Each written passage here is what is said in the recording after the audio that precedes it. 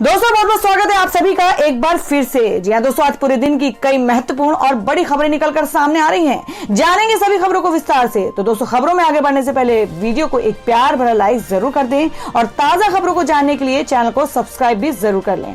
तो देखते हैं पहली बड़ी खबर क्या निकल कर आ रही है। दोस्तों, आज की पहली बड़ी खबर गुजरात के निकाय चुनाव के हवाले से आ रही है। जी आपको बता दें कि सूरत में कांग्रेस का सुपड़ा साफ, आम आदमी पार्टी बन गई मुख्य विपक्षी पार्टी, 27 सीटें जीत ली। जी आपको बता दें कि गुजरात के निकाय चुनावों में अरविंद केजरीवाल की आम आदमी पार्टी ने शानदार प्रदर्शन किया है। वहीं सूरत में कांग्रेस का सुपड़ा साफ हो गया है।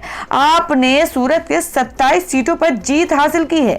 साथ ही आप सूरत के नगर निगम चुनाव में भाजपा के बाद दूसरे नंबर की पार्टी बन गई है। हालांकि भाजपा ने राज्य के सभी 6 महानगर पालिकाओं पर अपना कब्जा कर लिया है। इसके अलावा असदुद्दीन ओवैसी की पार्टी AIMIM ने भी निकाय चुनावों में ठीक ठाक प्रदर्शन किया है।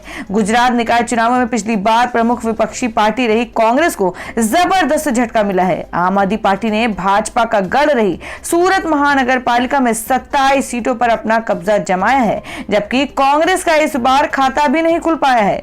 वहीं भाजपा ने सूरत के कुल 120 सीटों में से 93 सीटों पर उपस्थिति दर्ज कराई है। साथ ही ओवैसी की पार्टी AIMIM ने भी अहमदाबाद की 4 सीटों पर जीत हासिल की है। इस निकाय चुनाव में 22 साल की पायल पाटीदार सबसे कम उम्र की पार्षद बनी है।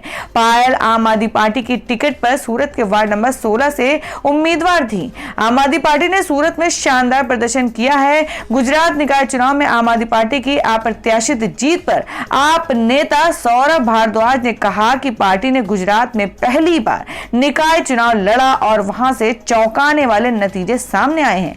गुजरात की सभी 6 महानगर पालिकाओं पर भाजपा का कब्जा हो गया है। भाजपा को अहमदाबाद की 192 सीटों में से 101 सीटों पर, राजकोट की 72 में से 64 सीटों पर और सूरत की 93 सीटों पर जीत दर्ज की है। वहीं भाजपा ने वडोदरा नगर निगम के 76 में से 66 सीटों पर भी अपनी जीत दर्ज की है।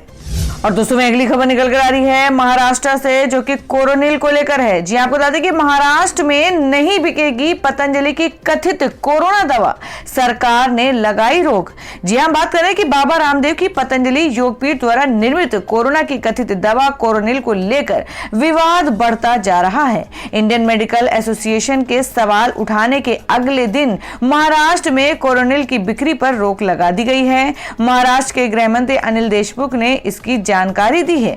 आपको बता दें कि देशमुख ने IMA की आपत्तियों का भी जिक्र किया है। IMA ने कोरोनिल के कथित क्लिनिकल ट्रायल पर सवाल उठाया है और WHO ने इसके कोरोना के इलाज में प्रभावी होने का प्रमाण पत्र देने के पतंजलि आयुर्वेद के दावे को खारिज कर दिया है। जल्दबाजी में किसी दवा को लॉन्च करना और 2 केंद्रीय मंत्रियों द्वारा उसका प्रचार करना खेदजनक है। आपको बता दें बाबा रामदेव ने अपनी कंपनी पतंजलि आयुर्वेद द्वारा निर्मित कोरोना की दवा को बीते शुक्रवार को एक बार फिर से लॉन्च किया था। इसके मौके पर 2 केंद्रीय मंत्री भी मौजूद थे। स्वास्थ्य मंत्री डॉक्टर हर्षवर्धन और सड़क परिवहन मंत्री नितिन गडकरी की मौजूदगी में बाबा रामदेव ने दावा किया कि उनकी दवा को WHO ने प्रमाणित किया है और इसे 158 देशों में बिक्री की अनुमति दी है। इसके साथ ही उन्होंने बताया कि कोरोनिल को लेकर दुनिया के प्रतिष्ठित जर्नल में अब तक 9 शोध पत्र प्रकाशित हो चुके हैं। विवाद तब शुरू हुआ जब WHO ने इस तरह की किसी भी पारंपरिक दवा को कोरोना वायरस के इलाज के लिए सर्टिफिकेट देने से इनकार कर दिया। इसके बाद इंडियन मेडिकल एसोसिएशन ने भी रामदेव की दवा पर सवाल उठाते हुए स्वास्थ्य मंत्री द्वारा प्रचार करने पर कड़ी आपत्ति जताई थी। IMA ने एक आधुनिक डॉक्टर होने के नाते डॉक्टर हर्षवर्धन का किसी दवा का प्रचार करने को अनैतिक भी बताया था। और दोस्तों में अगली बड़ी खबर आ रही है पश्चिम बंगाल से। जी आपको बता दें कि जिसमें कोलकाता पुलिस ने बीजेपी नेता राकेश सिंह को किया गिरफ्तार। पामेला गोस्वामी ने लिया था ड्रग्स मामले में नाम। जी हां, आपको बता दें कि बंगाल पुलिस ने पामेला गोस्वामी ड्रग्स मामले में बीजेपी नेता राकेश सिंह को गिरफ्तार किया है। गिरफ्तारी की यह कार्रवाई पूर्व वर्धमान के गलसी से हुई। बंगाल पुलिस का दावा है कि राकेश सिंह बंगाल से भागने की फिराक में थे, जिस वजह से उनको खुफिया जानकारी के आधार पर ये कार्रवाई करनी पड़ी। इससे पहले कोलकाता पुलिस ने राकेश सिंह के घर पर छापेमारी की थी। उस दौरान खबर आई थी कि पुलिस ने राकेश सिंह के 2 बेटों को भी हिरासत में लिया था। कार्रवाई के बाद पुलिस अधिकारियों ने बताया कि उनकी टीम को राकेश सिंह के आवास के बाहर काफी देर तक इंतजार करना पड़ा, क्योंकि उनके परिजन तलाशी वारंट पर जोर दे रहे थे। इस तलाशी अभियान का नेतृत्व न्यू अलीपुर पुलिस स्टेशन के एंटी नारकोटिक्स और एंटी राउडी सेक्शन द्वारा किया गया था। साथ ही मामले की गंभीरता को देखते हुए कार्रवाई के दौरान 2 एसीपी रैंक के अधिकारी मौके पर मौजूद रहे। रिपोर्ट के मुताबिक राकेश सिंह के 2 बेटों को भी कोलकाता पुलिस के डिटेक्टिव डिपार्टमेंट ने हिरासत में लिया है, जिनकी पहचान सुवम सिंह यानी उनकी उम्र 25 और साहब सिंह 21 साल के रूप में हुई है। तलाशी अभियान के दौरान बीजेपी नेता के आवास पर जमकर हंगामा भी हुआ, जिसके बाद उनके बेटों को पुलिस वाहन में बैठाया गया। इस कार्रवाई से पहले कोलकाता पुलिस ने राकेश सिंह को नोटिस भेजा था। साथ ही सीआरपीसी की धारा 160 के तहत अधिकारियों के सामने पेश होकर बयान दर्ज कराने को कहा था। इस पर राकेश सिंह ने कहा कि वो 26 फरवरी से पहले पुलिस के सामने पेश नहीं हो सकते, क्योंकि उनको पार्टी से संबंधित कई काम थे। और दोस्तों में अगली बड़ी खबर आई है, जिसमें उमा भारती ने शराबबंदी को लेकर एक बड़ा बयान दिया है, जिसमें उन्होंने कहा कि भाड़ में गया राजस्व, भले ही भूखे मर जाएं लोग, लेकिन मध्य प्रदेश में लागू हो शराबबंदी। जी हम बात करें कि मध्य प्रदेश के पूर्व मुख्यमंत्री और भारतीय जनता पार्टी के वरिष्ठ नेता उमा भारती ने मध्य प्रदेश में शराबबंदी को लेकर कमर कस लिया है। ग्वालियर में मीडिया से बात करते हुए उमा भारती ने एक बार फिर नशा मुक्ति अभियान चलाने की बात दोहराई। उन्होंने कहा कि राजस्व भाड़ में जाए, चाहे लोग भूखे मर जाएं, लेकिन शराब बंद होना चाहिए। उमा भारती ने आगे कहा कि अगर मेरा वश चले तो मैं आज ही शराबबंदी लागू कर दूं। उमा भारती ने कहा, मैंने कहा था ये आंदोलन नहीं अभियान है। 8 मार्च को महिला दिवस है और उसी दिन से ये अभियान शुरू होगा। उन्होंने कहा कि शराबबंदी में स्वचेतना का जागरण होना चाहिए। मैं शिवराज और वीडी शर्मा से सहमत हूं और वह मुझसे सहमत है।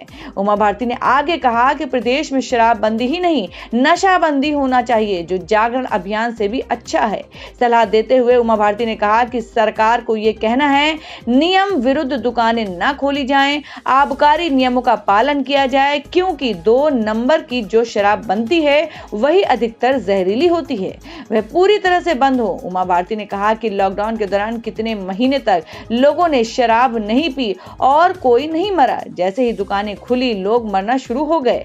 इससे साफ हो गया है कि शराब पीने से लोगों की जान जाती है। उमा भारती यहां तक कह गई कि मैंने शिवराज जी से कहा है, जैसे ही राजस्व का रास्ता निकल आए, आप शराबबंदी और नशाबंदी दोनों की तरफ आइए। मुझे शराब से इतनी नफरत है कि मेरा बस चले तो लोग भूखे मरते हैं तो मर जाएं, राजस्व गया भाड़ में, बस शराब बंद करो।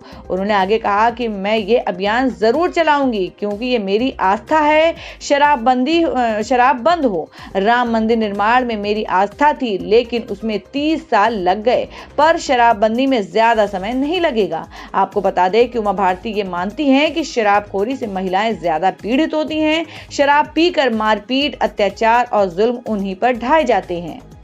तो दोस्तों, वाकई में आप उमा भारती की बातों से सहमत हैं? आप अपनी बात कमेंट बॉक्स में जरूर लिखें। बढ़ते हैं अगली खबर की ओर। और दोस्तों, मैं अगली खबर में आपको बता दें कि आईएमए ने हर्षवर्धन से मांगा जवाब। कहा, पतंजलि के इवेंट में रामदेव के साथ शामिल होकर तोड़ी आचार संहिता। जी हां, आपको बता दें कि योग गुरु रामदेव की पतंजलि आयुर्वेद लिमिटेड के एक इवेंट में शरीक होने को लेकर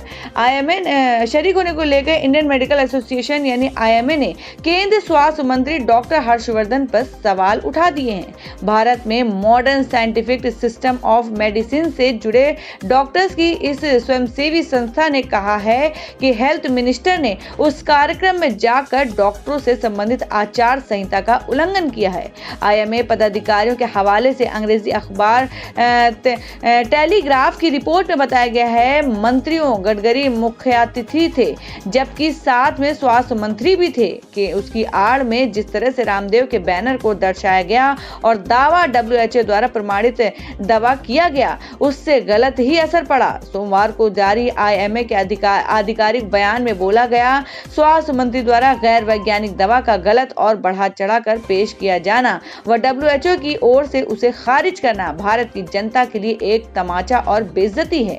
बकौल आईएमए राष्ट्रीय अध्यक्ष जॉन रोस ऑस्टिन जयलाल, हम पूछ रहे हैं आखिरकार वहां गए क्यों? वहीं संस्था के महासचिव जयेश लेले ने पूछा, हम कोरोना महामारी के मध्य में हैं। अगर लोग मंत्री के साथ इस कार्यक्रम को टीवी पर देखेंगे और दवा खरीद लेंगे।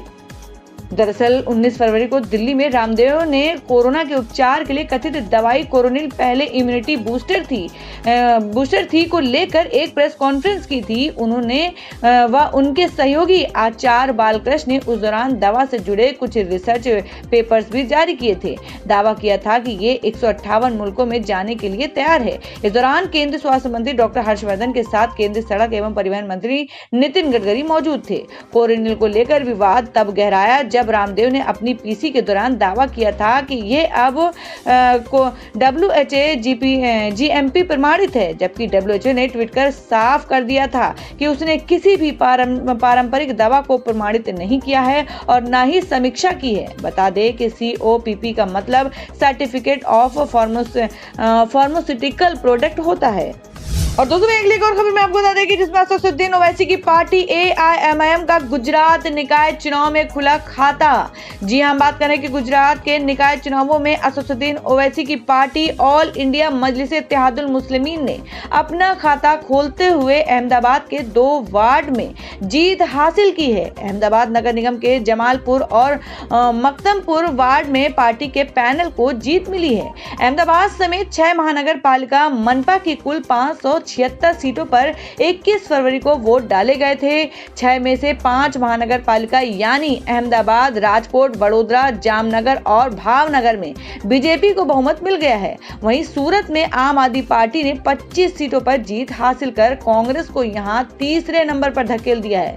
निकाय चुनाव के नतीजे से एक बात साफ हो गई है कि गुजरात बीजेपी का गढ़ है और फिलहाल इस गढ़ में कोई दूसरी पार्टी सेंध नहीं लगा सकती। नतीजों से साफ है कि गुजरात में बीजेपी का तिलिस्म तोड़ पाना कांग्रेस तो क्या फिलहाल किसी विपक्षी दल की बस की बात नहीं है। और दोस्तों अगली खबर में आपको बता दें जिसमें गुजरात नगर निगम चुनाव के नतीजों से गदगद आम आदमी पार्टी, सूरत में रोड शो करेंगे अरविंद केजरीवाल। जी हां, आपको बता दें कि गुजरात नगर निगम चुनाव में जबरदस्त प्रदर्शन के बाद आम आदमी पार्टी के संयोजक और दिल्ली के मुख्यमंत्री अरविंद केजरीवाल 26 फरवरी को प्रदेश का दौरा करेंगे। वो सूरत में एक रोड शो भी करेंगे। आप प्रमुख केजरीवाल ने ट्विटर पर राज्य में नई राजनीति की शुरुआत करने के लिए गुजरात के लोगों को बधाई दी। पार्टी नेताओं ने कहा कि केजरीवाल सूरत में रोड शो करेंगे, जहां आपने नगर निकाय के चुनाव में 27 सीटें जीती हैं। आपके आधिकारिक ट्विटर पेज पर कहा गया है, आपके राष्ट्रीय संयोजक अरविंद केजरीवाल 26 फरवरी 2021 को गुजरात जाएंगे। वह एक भव्य रोड शो में आपके विकास के मॉडल में विश्वास जताने के लिए लोगों का आभार व्यक्त करेंगे। तो दोस्तों खबरों में आगे बढ़ने से पहले जान लेते हैं आज के माइंड क्विज के सवाल को। आज का सवाल है, आपको बताना है कि तेलंगाना की राजधानी कहाँ है। इसका जवाब आपको वीडियो के नीचे कमेंट बॉक्स में देना है और सही जवाब देने वाले को रैंडमली लेके आ जाएगा और वो जीत सकते हैं बम्पर पुरस्कार। तो बढ़ते अगली खबर की ओर। और दोस्तों अगली खबर निकल कर आ रही है किसानों के हवाले से। जी हां, आपको बता दें कि राकेश टिकैत का दावा, कहा जल्द ही 40 लाख ट्रैक्टरों के साथ संसद का घेराव करेंगे किसान। जी हां, हम बात कर रहे हैं कि राजधानी दिल्ली से लगती सीमाओं पर किसानों का आंदोलन पिछले 90 दिनों से जारी है। किसानों ने साफ कर दिया है कि जब तक मोदी सरकार नए कृषि कानूनों को वापस नहीं लेती तब तक वो डटे रहेंगे। इसी बीच मंगलवार को किसान नेता राकेश टिकैत राजस्थान के सीकर में संयुक्त किसान मोर्चा की महापंचायत में हिस्सा लेने पहुंचे, जिसमें टिकैत ने मोदी सरकार पर जमकर हमला बोला। साथ ही किसानों को फिर से ट्रैक्टर मार्च के लिए तैयार रहने को कहा। महापंचायत में राकेश टिकैत ने कहा कि अगर केंद्र सरकार तीनों नए कृषि कानूनों को निरस्त नहीं करती है तो प्रदर्शनकारी किसान संसद का घेराव करेंगे। किसान इसके लिए पूरी तरह से तैयार रहें। उन्हें किसी भी वक्त इससे संबंधित निर्देश दिए जा सकते हैं। उन्होंने कहा कि इस बार संसद का घेराव 4 लाख की जगह 40 लाख ट्रैक्टरों से होगा। साथ ही किसान इंडिया गेट के आसपास मौजूद पार्कों की जुताई करेंगे, बाद में वहीं पर वो फसलें पैदा करेंगे। हालांकि अभी तक संयुक्त मोर्चा के नेताओं ने संसद घेराव की तारीख नहीं तय की है। आपको बता दें, टिकैत ने आगे कहा कि 26 जनवरी को देश के किसानों को बदनाम करने की साजिश की गई थी। देश का हर किसान तिरंगे से प्यार करता है, लेकिन इस देश के नेताओं से नहीं। उन्होंने चेतावनी देते हुए कहा कि अगर सरकार जल्द ही नए कानूनों को वापस नहीं लेती तो वो बड़ी कंपनियों के गोदामों को भी ध्वस्त कर देंगे। इसके लिए भी जल्द संयुक्त मोर्चा तारीख तय कर लेगा। सीकर के अलावा मंगलवार को टिकैत ने चूरू जिले के सरदार शहर में भी किसान सभा को संबोधित किया, जिसमें स्वराज आंदोलन के योगेंद्र यादव समेत कई नेता मौजूद रहे। और दूसरी अगली खबर में आपको बता दें, जो कि टूल किट मामले को लेकर है। जी आपको बता दें कि जमानत के बाद तिहाड़ जेल से बाहर आई दिशा, समर्थकों ने रिहाई को बताया बड़ी जीत। जी हम बात कर रहे हैं कि नए कृषि कानूनों के खिलाफ किसानों ने 26 जनवरी को ट्रैक्टर रैली निकाली थी। इस दौरान बड़ी संख्या में प्रदर्शनकारी दिल्ली स्थित लाल किले पर पहुंचे और वहां पर जमकर हिंसा की। इस हिंसा के बाद ग्रेटा थनबर्ग ने किसान आंदोलन को समर्थन दिया था, साथ ही गलती से सोशल मीडिया पर एक टूल किट साझा कर दिया। इसके बाद दिल्ली पुलिस ने टूल किट मामले की जांच शुरू की है और बेंगलुरु से पर्यावरण कार्यकर्ता दिशा रवि को गिरफ्तार किया। हालांकि मंगलवार को दिल्ली की अदालत ने उन्हें जमानत दे दी। न्यूज एजेंसी एएनआई की रिपोर्ट के मुताबिक टूल किट मामले में गिरफ्तार दिशा रवि को मंगलवार देर शाम तिहाड़ जेल से रिहा कर दिया गया। जेल प्रशासन ने इसकी पुष्टि की है। हालांकि दिशा अभी दिल्ली में है या फिर बेंगलुरु चली गई है, इसकी जानकारी नहीं मिल पाई है। वहीं दूसरी ओर दिशा की रिहाई के बाद से उनके समर्थक काफी खुश हैं। लंबे वक्त से उनकी रिहाई के लिए सोशल मीडिया पर अभियान चलाया जा रहा था। साथ ही कई संगठनों ने सड़कों पर उतरकर प्रदर्शन भी किया था। किसान आंदोलन के समर्थक दिशा की रिहाई को बड़ी जीत मान रहे हैं। और दोस्तों अगली खबर में जान लेते हैं क्या है देश भर में पेट्रोल और डीजल के ताजा भाव। जी आपको बता दें कि 2 दिन बाद आज फिर बढ़े पेट्रोल डीजल के दाम। दिल्ली में 90.83 रुपए जाने अपने शहर का क्या है रेट। जी आपको बता दें कि घरेलू बाजार में मंगलवार यानी 23 फरवरी को फिर से पेट्रोल और डीजल के दाम बढ़ गए हैं। 2 दिनों से पेट्रोल और डीजल की कीमतों में कोई बढ़ोतरी नहीं की थी, लेकिन उसके 12 दिन पहले से लगातार तेल की कीमतों में भारी बढ़ोतरी हुई थी। मंगलवार को दिल्ली में पेट्रोल में 25 पैसे प्रति लीटर चढ़कर 90.83 रुपए प्रति लीटर हो गया है। वहीं डीजल 35 पैसे बढ़कर 81.32 रुपए प्रति लीटर बिक रहा है। मुंबई में पेट्रोल 97.34 रुपए प्रति लीटर बिक रहा है और डीजल 88.44 प्रति लीटर बिक रहा है। भोपाल में एक्सपी पेट्रोल 101.87 रुपए प्रति लीटर बिक रहा है। और दोस्तों अगली खबर में जान लेते हैं क्या है देश भर में सोने और चांदी के ताजा भाव। जी आपको बता दें कि आज सोने में आई चमक, चांदी में भी भारी उछाल। जानिए क्या रह गई हैं कीमतें। जी आपको बता दें कि मंगलवार को राष्ट्रीय राजधानी में सोना और चांदी की कीमतों में बढ़ोतरी दर्ज की गई है। वैश्विक बाजारों के मजबूत रुख के बीच दिल्ली सराफा बाजार में सोना 337 रुपए की बढ़त के साथ 46,372 रुपए प्रति 10 ग्राम पर पहुंच गया। पिछले कारोबार में सोना 46,035 रुपए प्रति 10 ग्राम पर बंद हुआ था। आज चांदी की कीमत में भी इजाफा हुआ है और ये कीमती धातु 1,149 रुपए बढ़कर 69,667 रुपए प्रति किलोग्राम पर हो गई है। चांदी पिछले कारोबार में 68,518 रुपए प्रति किलोग्राम पर बंद हुई थी। और अब दोस्तों भाई जान लेते क्या है देश भर में मौसम के ताजा हालात। जी आपको बता दें कि अगले 5 दिनों तक इन राज्यों में मौसम रहेगा खराब। आईएमडी ने जारी किया बारिश का अलर्ट। जी हम बात करें कि देश के कई हिस्सों में मौसम एक बार फिर करवट लेने वाला है। भारतीय मौसम विभाग आईएमडी के अनुसार पश्चिमी विक्षोभ के चलते अगले 5 दिनों में बारिश और पहाड़ी क्षेत्रों में बर्फबारी की चेतावनी जारी की गई है। इस दौरान जम्मू कश्मीर, लद्दाख, गिलगित बाल्टिस्तान और मुजफ्फराबाद में बारिश और बर्फबारी होने आसार हैं। उत्तराखंड में मौसम बेहद खराब रहेगा। पहाड़ों में बर्फबारी और बारिश का अनुमान जताया गया है। इसके साथ ही आने वाले 2 दिनों में हिमाचल प्रदेश के कई हिस्सों में बारिश और बर्फबारी होनी है। तो दोस्तों ये थी अब तक की सभी बड़ी खबरों की अपडेट्स। टुडे ब्रेकिंग न्यूज और लेटेस्ट खबरों को देखने के लिए हमारे चैनल को सब्सक्राइब जरूर कर लें। वीडियो को लाइक और शेयर भी जरूर कर दें अपने दोस्तों और रिलेटिव्स के साथ। तो दोस्तों फिर मिलेंगे काम की खबरों और सरकारी योजनाओं की एक और नई वीडियो के साथ। तब तक के लिए धन्यवाद दोस्तों।